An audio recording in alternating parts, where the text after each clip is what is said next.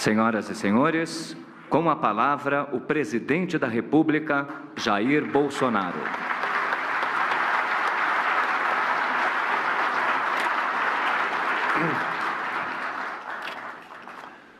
Confesso que estou um pouco constrangido. Não sou muito chegado a discursar, a falar, dada a minha formação, mas estou muito honrado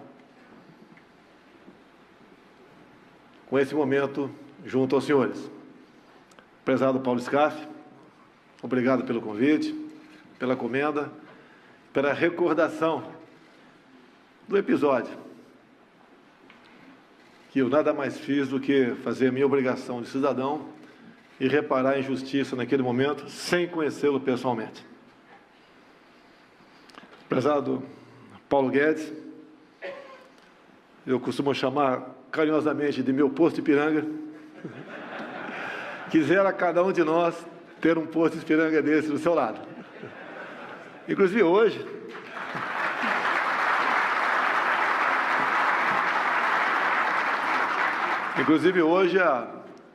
o presidente da Petrobras logo mais anuncia uma redução de 3% no preço da gasolina. Sim. Nunca teve e nunca terá qualquer influência do Executivo na política de preços da Petrobras. Somos pelo livre mercado. Prezado Fernando Azevedo, general de Exército, meu contemporâneo de Academia Militar das Águas Negras, nosso ministro da Defesa. Prezado Osiris Silva, uma referência para todos nós.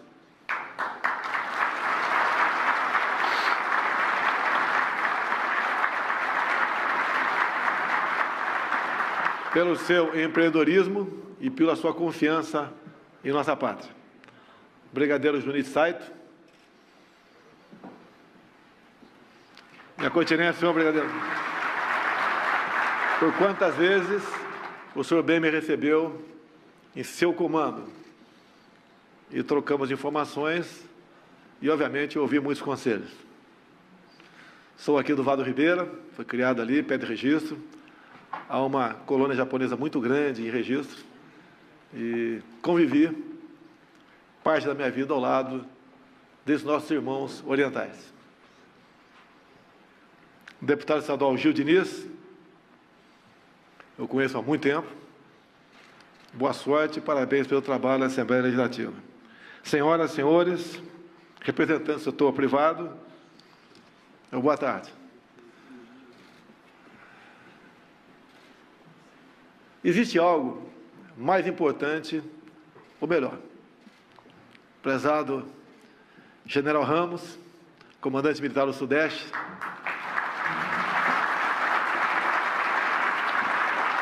meu amigo desde 1973, quando adentramos juntos na Escola Preparatória de Cadeiras do Exército aqui em Campinas. Meus senhores, minhas senhoras, existe algo mais importante que a nossa vida, é a nossa liberdade. Um homem sem liberdade não tem vida. Desde quando cheguei na Câmara, em 1991, egresso do Exército Brasileiro, como capitão, eu me deparei com um grupo considerável de parlamentares que não tinham qualquer respeito ou consideração com democracia ou liberdade. Enfrentei uma batalha duríssima ao longo de 28 anos, onde eles sempre deturparam a verdade. Mas eu entendia naquele momento que fazia parte do contexto deles pela luta do poder. Assim sendo, após as eleições de 2014, eu fui o mais votado do Rio de Janeiro, sem gastar praticamente nada. Eu decidi que tinha que tentar mudar o destino do Brasil. Eu tinha que sair da zona de conforto, que é o mandato de parlamentar, e é, sim, uma zona de conforto, que temos plena autonomia, nós fazemos nosso expediente, e cada um escreve a sua história da maneira que lhe convém, ou acha melhor naquela casa de leis. E comecei, então, a partir de 2015, a andar pelo Brasil, sentindo os problemas de cada um. E digo mais, andava sozinho, sentindo os problemas de cada região. Pensava muita coisa a meu respeito, até que eu estava meio maluco. Não tinha dinheiro, não tinha um partido definido ainda, e se aparecesse um partido como apareceu, não teria tempo de televisão. Já tinha uma parte da mídia o tempo todo nos fustigando, mas começamos a sentir os anseios, as preocupações, as necessidades e também ver o potencial desse imenso território conhecido como Brasil. E fizemos uma coisa que não fazia parte do meio político. Tivemos ao nosso lado o tempo todo a verdade. E muitos diziam que a verdade podia custar a possibilidade de uma eleição. E eu falava sempre, ou eu chego de forma independente e posso, então, botar em prática aquilo que venho falando por todos os cantos do Brasil, ou estou fora. Conseguimos as eleições. No meio do caminho,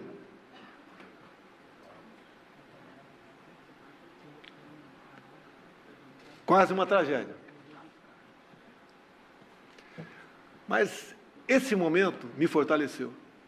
Era um sinal claro de que estava no caminho certo. E naquele rol de 13 candidatos naquele momento, eu era praticamente o único diferente. Chegamos à presidência. Ao chegar à presidência, começamos a colocar em prática aquilo que havia prometido durante a campanha, coisa não rara, mas única na política brasileira. Resolvemos, então, a dar nome aos nossos ministros, alguns aqui presentes, como Paulo Guedes. Num primeiro momento, desculpa, Paulo Guedes, que nós tivemos no encontro em janeiro, até perguntei para ele, o que você viu em mim? Por quem era eu? Né? Isso lá atrás, antes da campanha. O Paulo Guedes me conheceu quase um ano antes da campanha. E eu também conheci o Paulo Guedes, o seu potencial, a sua vontade de querer servir a pátria, porque não precisava ele desse ministério. Ele é um homem já decidido financeiramente. E me surpreendi positivamente com quem era esse homem. E de imediato, obviamente, nasceu quase uma paixão entre nós. Com todo respeito. Confesso que tinha algumas ideias diferentes da dele. Ele não tem um poder de convencimento. Ele tem um poder de realmente fazer com que as pessoas pensem de acordo com a lógica. E eu me converti à economia de Paulo Guedes. Tanto é que ele hoje faz parte de um ministério que agregou economia, planejamento, trabalho, indústria e comércio. Ele não é um super-ministro, é um ministro que pode fazer. E o mais importante, como fiz com todos os outros 21 ministros, carta branca, 100% de autoridade para compor o seu ministério. E assim ele botou muita gente para dentro, alguns eu lembro aqui, conhecido aqui, o Salim Matar, Paulo Euler, entre tantos outros. E hoje, de manhã, Paulo Guedes, estivemos juntos na Marinha do Brasil, lá em Brasília, Batalha Naval de Riachuelo, uma batalha de 11 de junho de 1865, que definiu a Guerra da Tríplice Aliança. Algo decisivo. E hoje, Paulo Guedes, lá, o Almirante Barroso. E hoje temos uma batalha que está para acontecer, a Batalha da Nova Previdência. E eu tenho certeza da vitória, porque tenho ao meu lado, não o economista, mas o almirante Paulo Guedes.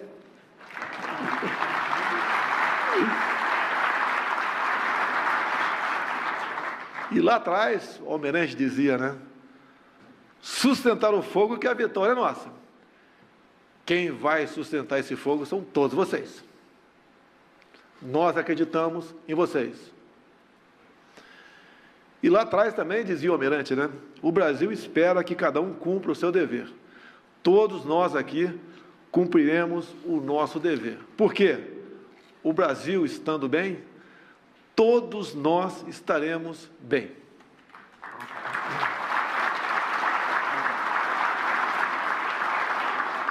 Na escolha dos ministros, está aqui à frente, o nosso general de Exército, Fernando Azevedo, à frente da Defesa. Assim como botei um economista na economia, eu tinha que botar um general, almirante ou brigadeiro na Defesa. Assim como o Scarpa falou, e elogiou aqui o nosso ministro da Infraestrutura, Tarcísio. Tarcísio é um capitão do Exército, que depois da AMAN fez o IME. E depois do IME, prestou concurso para a Câmara dos Deputados, só tinha uma vaga para aquilo que ele queria, foi aprovado. Integrou por 2 anos a Comissão de Transporte da Câmara. E hoje é o nosso ministro da Infraestrutura que tem usado, João Fernando, no bom sentido, o nosso Exército brasileiro para suprir a falta de recursos que temos para investir nessa área. Começou o asfaltamento da BR-163, lá no Pará, que vamos permitir que o produzido no Centro-Oeste tenha a sua saída mais ao norte, sem problemas, como tivemos até no corrente ano. Então, as escolhas dos ministros, pelo critério técnico, sem o critério político, nos faz um governo diferente, onde nós buscamos, com isso, restabelecer a confiança dos senhores na gente. E mais ainda,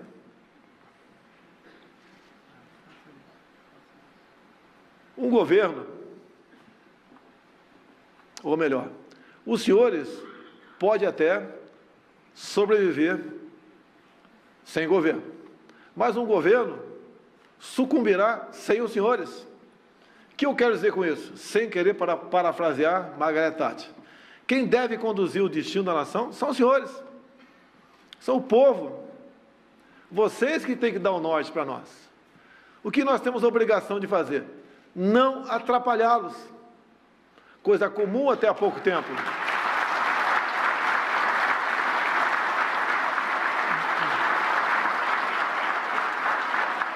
Coisa muito comum em governos. Criar dificuldade para vender facilidade. Me desculpe aqui a sinceridade. Poucos resistiriam às pressões que tenham sentado naquela cadeira presidencial. Mas quanto maiores são as pressões, mais vontade eu tenho de continuar, mais força eu continuo.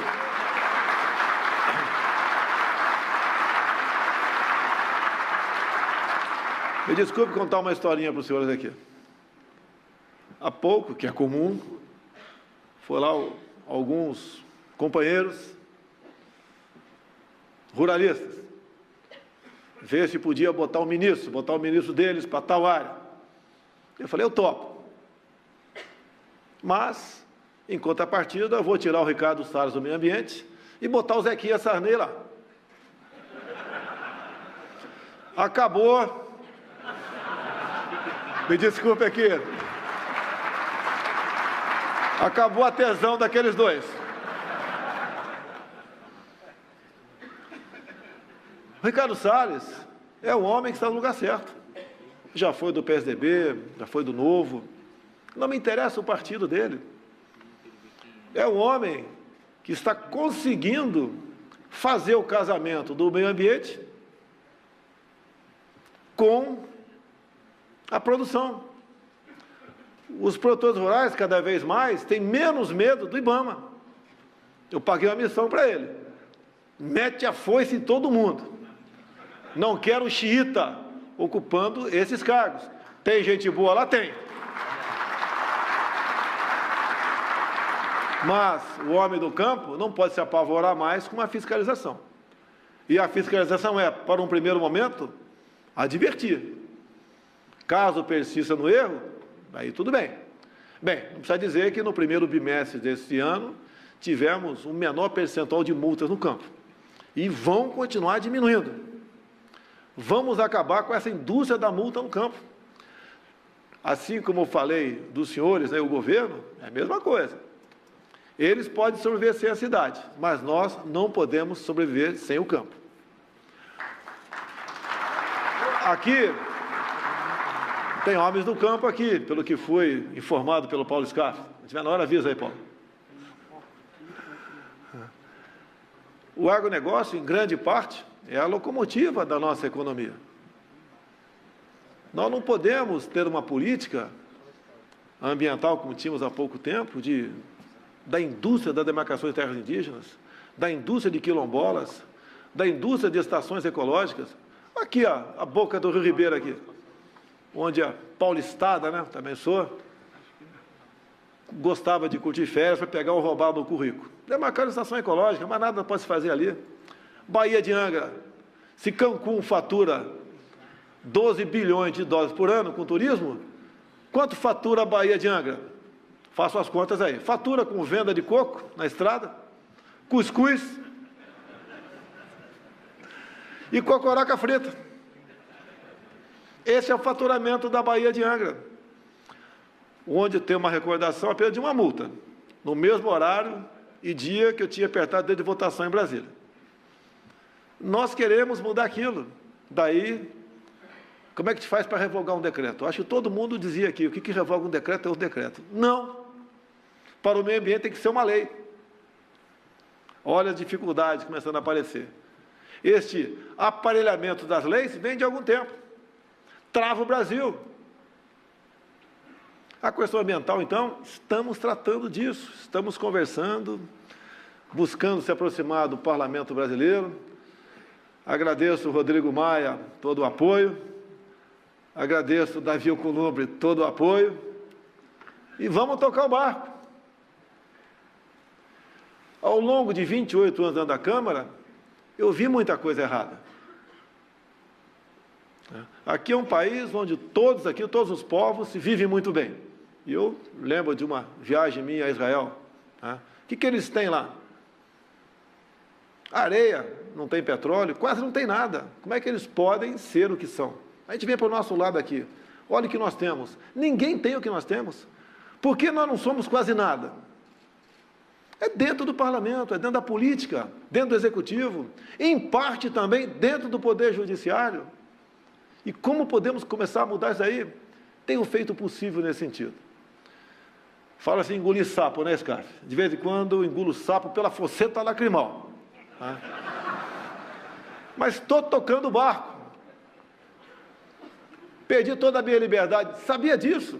Não posso ir no shopping, não posso ir em lugar nenhum mais. Problema de segurança. Mas vale a pena. Se eu deixar um Brasil melhor para minha filha de 8 anos, fico muito feliz.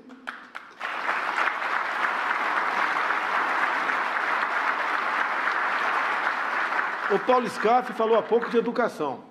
Estamos com um projeto aqui, juntamente com o Ministro da Defesa, o nosso general Ramos, comandante militar do Sudeste, também com o apoio do João Dória, do nosso prefeito também, e fazemos aqui, no Campo de Marte, o maior colégio militar do Brasil.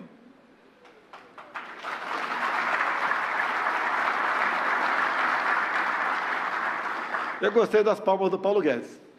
Aluno de colégio militar. Como deve ter muitos aqui, acho que tem mais de CPOR. Mas o que acontece? Nós precisamos desses colégios para começar a mudar a questão educacional no Brasil. Um local onde se aprende hierarquia, disciplina, amor à pátria, respeito, dedicação, companheirismo. Não estou criticando as demais escolas de forma genérica, tem boas escolas por aí, mas como regra hoje em dia, não é isso que a prova do PISA aponta. Eu lembro durante a campanha, está acabando meu tempo, avisa aí. Eu lembro durante a campanha, reuni tinha uns 25 empresários. Daí, conversa, uma mesa redonda, tranquila, dado momento, um falou o seguinte, agora está na hora de o pessoal meter a mão no bolso para a campanha do Bolsonaro. Bem, daí eu falei assim, eu vou vender meu Rolex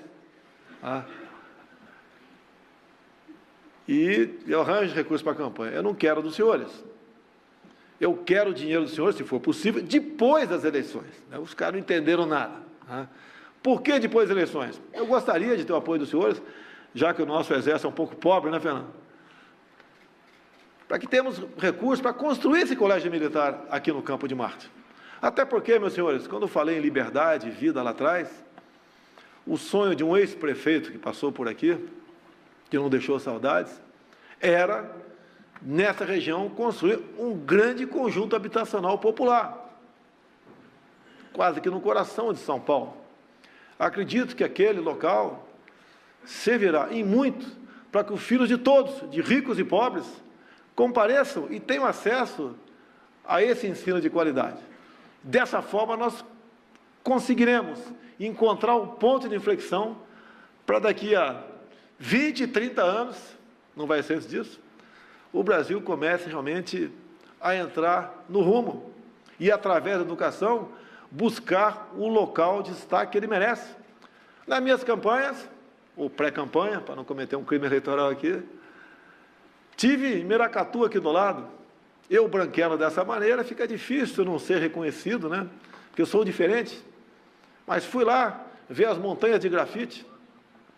Parabenizo nesse momento a Mackenzie, que trabalha nessa área, pesquisa essa área do grafeno via grafite. E nós não podemos deixar de apoiar, no que for possível, esse tipo de pesquisa. Então, o nosso ministro Marcos Pontes, o nosso astronauta, uma pessoa excepcional, já fez contato com a Mackenzie, está fazendo contato com outras instituições, para que nós venhamos a realmente integrar, juntamente com a Mackenzie, o seleto grupo de países que pesquisam e buscam realmente novos inventos das maravilhas do grafeno. A mesma coisa o nióbio, se só nós temos que dar o preço. Nós temos que agregar valor a isso e não exportar como se fosse simplesmente um minério de ferro de qualidade diferente. Quem no mundo tem o que nós temos? Ninguém.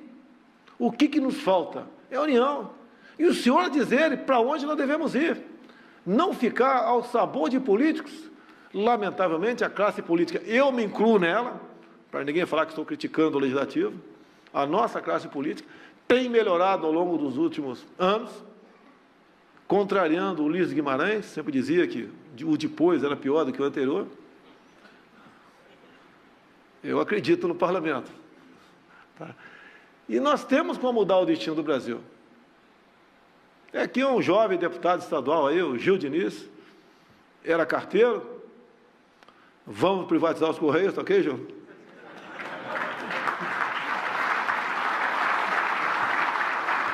Menos Estado.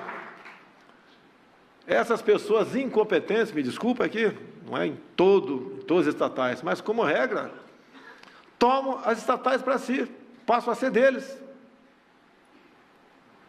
Vamos cada vez mais buscar fazer um Brasil próximo do que são os Estados Unidos.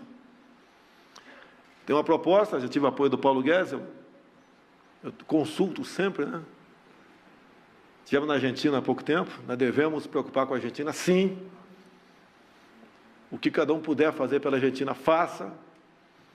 Senão teremos uma futura Venezuela aqui no Cone Sul.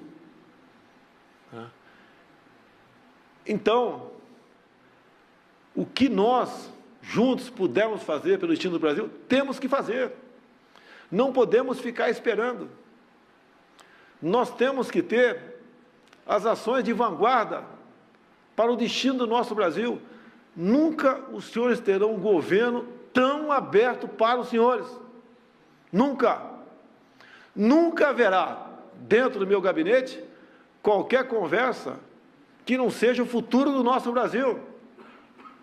Estou felicíssimo com o que tenho e com o que ganho. Eu quero ter a satisfação, no final de 2022, a satisfação do dever cumprido, de ter realmente feito pelo nosso Brasil. E isso passa agora, pelas próximas semanas, na questão da nova Previdência. Não temos outra alternativa. É essa a alternativa. E com ela, o Paulo Guedes volta em campo depois, desburocratizando, diminuindo impostos,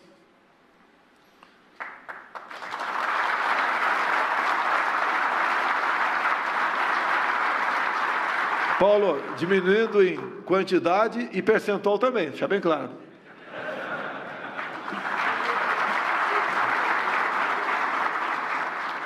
Eu e o Paulo nos integramos completamente, né? Repararam que cada vez que ele vai na Câmara, ele fica mais político. E cada vez que eu venho para cá para falar de economia, eu fico um pouquinho melhor na economia. Não podemos saber de tudo, mas a humildade estando à frente, o reconhecimento das suas deficiências, quem não tem? Eu acho que nos engrandece a todos. Meus senhores e minhas senhoras, eu falei que não gostava de falar, imagine se gostasse.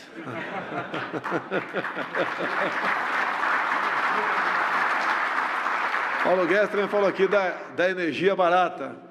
Tudo virá após essa nossa reforma. Até porque, né, é um sinal que estamos dando para dentro e para fora do Brasil que estamos fazendo o dever de casa. Ninguém vai investir em cima de algo que realmente não está dando certo. O nosso Brasil, após essas reformas, dará sinais mais do que suficientes que estamos realmente dando certo. Se estou aqui é porque acredito nos senhores. Os senhores estão aqui porque acreditam no Brasil. E a grande maioria também porque acredita em Deus. Meu muito obrigado a todos vocês.